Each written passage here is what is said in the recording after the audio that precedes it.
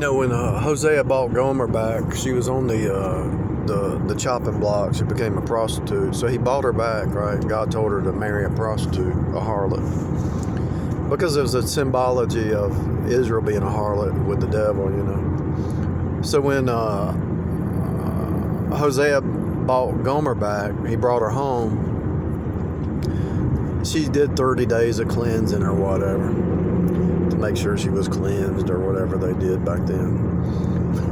And then they had some babies together, and I think God they named not my baby or something, not mine or something like that, not of mine or something.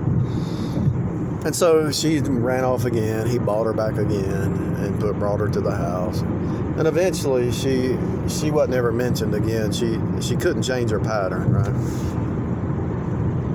No matter how much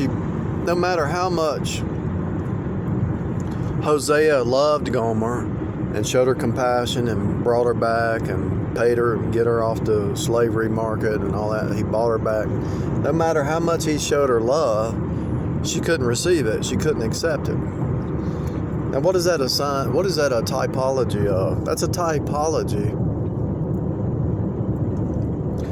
of man is born in sin. Man is born in Babylon. Man loves his sin. Man loves his lie. Man loves his fake steak. Man loves his rebellion. Man loves his sinfulness. So God has to use this Turing machine called the earth, the universe, one turn. God has to use this Turing machine to turn out copies, but he has to use the Turing machine first to cut you. Cut, turn, union, flow. So you cannot flow if you're not unioned in. And you're not unioned in unless you've been cut and turned. God has to cut you. It's just like a CNC machine. It's a Turing machine. You put the piece of wood in there and you want to make a leg out of the wood. You put the square piece of wood in the CNC machine and you turn it. And you turn it. You start cutting away some stuff, right? And eventually, after enough turns, you see the leg of the table. You build a leg. The produce starts to appear. The saints start to appear. So God is redeeming you out of Babylon. He's redeeming you out of the slave trades. Speaking of this, Biden, let my people go. Biden, let my people go. Biden, let my people go. God is redeeming you and pulling you out of the slave market. He's pulling you out of slavery. He's pulling you out of sin. He's pulling you out of bondage. He's pulling you out. He's bought you. All you have to do is enter in by faith, and you have to love your freedom. But Gomer, she loved her slavery. She loved it. She loved being a sex slave, so she stayed. She got, look, Gomer, she loved it. Hosea bought Gomer out of slavery, but she kept going back. Why? Because she loved being a slave. She loved her sin. She had it made, but she loved the pig slop. She loved the pigsty. She loved her sin. She loved the fake steak. Where do you think the Matrix gets that from? The book of Hosea. Whoredom, wine, and new wine take away the heart. Her heart wasn't right. And so she kept going back to slavery, and she kept going. She loved being a sex slave, evidently. She loved it. She didn't love Hosea. Gomer loved her pimps. She loved her pimps who didn't care about her, who beat her, put her on a slave block, sold her to whoever. She didn't know what love is. So when you're in Babylon, when you're in the flesh mind, you don't even love yourself. You don't love anybody else, and the reason you don't love anybody else is because you don't even love yourself. The reason you put up with a narcissist, Jezebel, the reason you put up with a democratic lying system is because you don't love yourself. For real. You don't want freedom because freedom takes responsibility, and you don't want to do nothing. You want somebody doing it for you. But you end up doing it you end up being a slave anyway. You become a slave because you don't want to do anything. You think somebody else is going to take better care of you because you don't want to do nothing. If you'd run to God, He'd give you knowledge and wisdom outside of the 3D. But they're stuck in the machine. And no matter how many times God turns them around the mountain, they get stuck in that machine. I got caught up with a Jezebel a while back. How long ago was that? 8 years. Anyway, she was a lie. She was the biggest, fattest liar I've ever seen. Didn't take long to see it, about 30 days. She was lying there. Everything that out of her mouth was a lie. And I broke it. And somebody says, how'd you break it? What are you talking about? I want the truth. How'd you break that spell? Because the truth breaks all bondage. You have to tell yourself the truth.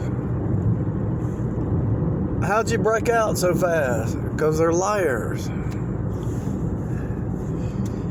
You can't love a fake person. You can't love somebody that's not even real. How'd you make it through a divorce? Somebody asked me. Because they're not real. They're not even real people. They didn't even love themselves. How can they love you? If they abandon ship, they're fake. They're not dependable. They're useless. They're useless eaters. And if they want to abandon the ship, bye. Don't let the door hit you in the behind. Well, didn't you love them? It don't matter. The truth is the truth. Love what? They're not even real. Fake love, an image that they put out there wasn't even real. A fake person that they portrayed an image that wasn't even real. Don't you love this? Well, what if it's not even what it looks like? It's fake. How can you love something that's fake? How can you love a system that's fake? How can you love a 3D realm that's all fake? This is all a repeat. This is a simulation. Set your affections on things above, not below. You ever wonder what that means? You ever wonder what that means? I'll tell you what it means right now. This is going to burn up. Set your affections on things above, not below. Why? Because this is going to burn up. And if this is going to burn up, this is temporary. If it's temporary, it's a simulation. It's temporary. Wake up. Wake up. It's like that Ferris wheel. What you're living every day in this simulated training program is that Ferris wheel right there.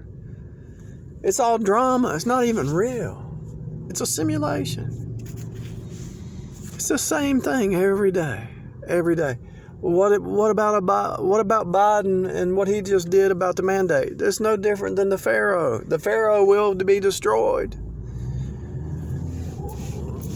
It's no different than Jezebel and Ahab. They threw Ahab out of the window. Jezebel out of the window. They were destroyed. A prophet stood up and said, let the true God be true. And fire came down and destroyed 450 false prophets. Let the true prophets speak up and destroy the false prophets with truth. They're liars. They're liars. It's all fake. And the only reason they can keep you in a fear mindset and under control is through the lies and causing fear. Fear, doubt, worry. I told somebody today, I showed them the piece of paper. He said, what are we going to do? What do you mean, what are we going to do? Number one, you're going to pray. You're going to turn to God. Look, this is what you're in. That's what you're in. That's what you're in right here. Look, seriously, I'm not even joking. Hand on the Bible. Jesus is my Savior. That's what you're living in. That Ferris wheel is right here, right now.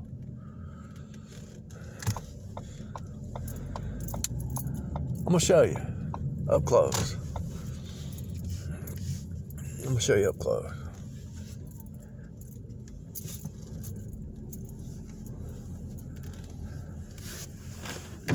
I was just going to take a picture over here. I'm not going in. Are y'all? Okay, I'll just turn around. That's what y'all are in right there. That's what this is. This is the Ferris wheel. This, your job, the politics, the media, the lies of the system. That's what you're in every day. Every day. And if you don't wake up to the circus, you're gonna stay in no peace. You're not gonna have any inner peace. You're gonna be always worried and upset, and oh, my wife's gonna leave, or my kids are on the drugs, or the media, or the news. Oh no, it's the end of the world. It's a Ferris wheel.